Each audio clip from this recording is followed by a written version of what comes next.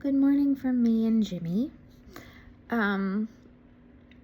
So Monday kind of got away from me a little bit. There was a lot to take care of, and I did not get a traditional time on the mat in. But while I was in the bath last night, I did do a few seated stretches. And what came to me was a lot of people in the spiritual community that I follow lately have been talking about how this is a time where people and relationships that no longer resonate will start to fall away. And there's this concept of how, if you're not on the same frequency level with someone, that things will just naturally fall away or change, and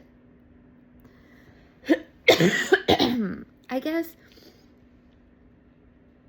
I had never really experienced that kind of thing happening naturally in the past when my frequency would begin to shift. For the most part, it was me making the decision to end or change relationships or dynamics or situations. And so I always felt like I was in some sort of control of the situation, and I was prepared for it, and it wasn't anything too traumatic for the most part, because it was something I orchestrated and I knew needed to be done. It was something I felt. And the past few days, I've experienced it the other way around, where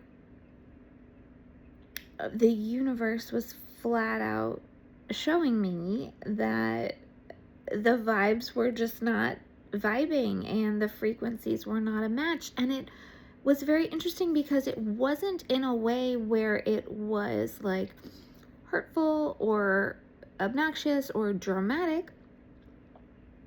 It was very simple. It was very quiet, and it just wasn't vibing together. And at the time, I didn't quite understand it. I was like, why is this so weird? Like, it's not bad. It doesn't feel bad. It just feels weird. It's not anything like I would expect in the situation I was in. And after having a couple days to think about it, and after having it presented to me a second time, yesterday, I was like, oh, this is what this is. Like, there has definitely been a frequency shift. There has definitely, some kind of shift has happened, because this is just, okay, now I know for sure.